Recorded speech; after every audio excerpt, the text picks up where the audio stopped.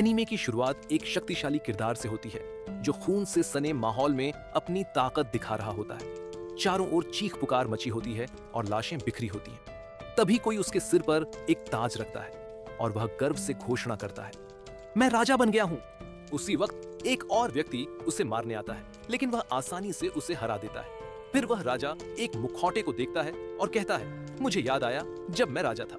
इसके बाद वह बेहोश हो जाता है और खुद को समुद्र में डूबता हुआ देखता है। उसे एक आवाज सुनाई देती है, अपने नए जीवन में प्रकाश की तलाश करो। फिर वह खुद को एक नवजात शिशु के रूप में पाता है। उसकी माँ और पिता उसे प्यार से निहारते हैं और उसका नाम आर्थर बताते हैं। उसके पिता कहते हैं, मैं चाहता हूँ कि तुम मुझे डैड कहो। आर्थर उलझन में सोचता है, ये लोग कौन हैं? वह समझ जाता है कि उसकी मृत्यु हो चुकी है और अब वह एक नई दुनिया में है। आर्थर सोचता है, मैं एक कमजोर बच्चे के रूप में जन्मा हूँ। ऐसा लगता है कि ये दोनों लोग उसे नहीं पहचानते, लेकिन पूरी तरह मानते हैं कि वही उनका असली बेटा है। उसे अपनी स्थिति से चिढ़ होती है। उसके पिता उसके साथ खेलते हैं और उसकी माँ से कहते हैं कि वे उसे बहुत प्यार करते हैं। आर्थर एक आम बच्चे की तरह जीवन जीता है जो उसे पसंद नहीं आता, लेकिन उसकी माँ उसका अच्छे से ध्यान रखती है। वह खुद को कमजोर और असहाय महसूस करता है क्योंकि वह सिर्फ एक बच्चा है और उसकी शक्ति शून्य है।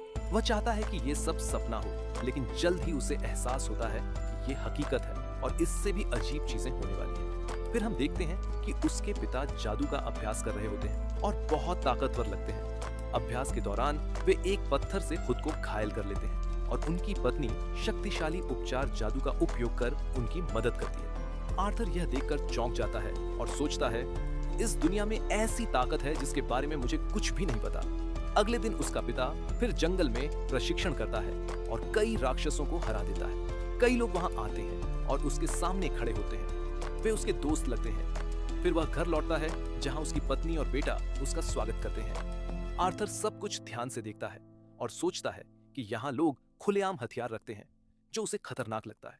इसलिए वह जल्द से जल्द ताकत पाना चाहता है। हालांकि वह अभी भी अपनी स्थिति से नाराज है, लेकिन सोचता है, हालांकि मैं एक कमजोर बच्चा हूँ, फिर भी ये पारिवारिक पल इतने बुरे नहीं हैं। उसे अपने पिछले जीवन की घटनाएं याद आती हैं जब उसने महल में घुसे दुश्मनों को पलक झपकते ही हरा दिया था। उसे अब आरामदायक नींद की आदत नहीं है क्योंकि पहले वह हमेशा भागता रहता था। समय तेजी से बीतता है और आर्थर अब रेंगने लगता है। उसके माता पिता उसे प्रोत्साहित करते हैं और ध्यान रखते हैं कि वह खुद को चोट न पहुंचा ले। एक दिन वह आईने में खुद को देखता है और कहता है, इतने दिनों के बाद भी मैं इस स्थिति और नाम से नहीं जुड़ पाया हूं। उसकी माँ उसे सुलाती है, लेकिन वह सोता नहीं। उसके जाने के बाद वह चुपचाप उठता है और कहता है, आखिरकार मैं अपने अंगों को नियंत्रित कर पा रहा हूं। वह धीरे धीरे लाइब्रेरी की ओर जाता है और माँ की नजर से बचकर वहां पहुंचता है। वह एक किताब निकालता है और पढ़ना शुरू करता है। वह सोचता है कि ज्ञान एक दो-धारी तलवार है।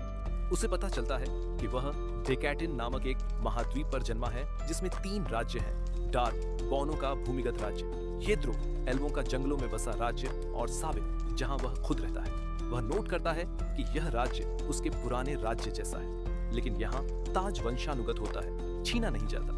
फिर वह एक और किताब पढ़ता है जिससे उसे एहसास होता है कि यह दुनिया तकनीकी रूप से पिछड़ी हुई है।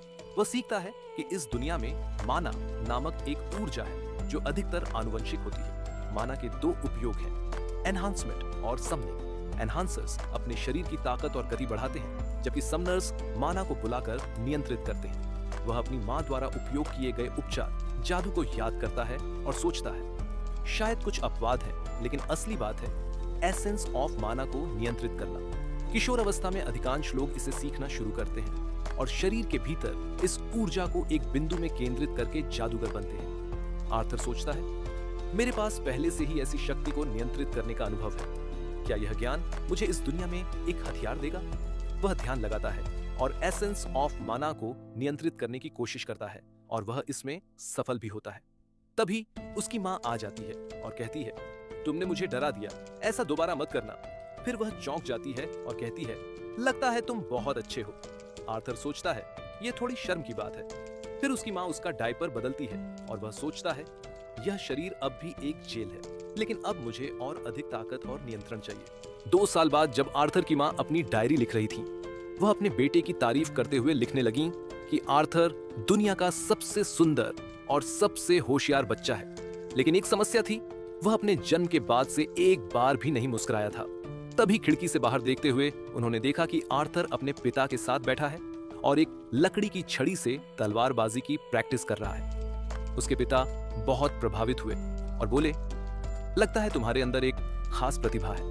उन्होंने आर्थर की मां को बुलाया ताकि वह भी देख सकें कि उनका बेटा क्या कर रहा है, लेकिन मां बहुत नाराज हो गई और बोली, तुम मेरे प्यारे बेटे के साथ क्या कर रहे हो? उन्होंने जवाब दिया, मैंने कुछ नहीं किया, बस उसे तलवार चलाना सिखा रहा था। मां ने डांटते हुए कहा, कैसे कर सकते हो तुम ऐसा?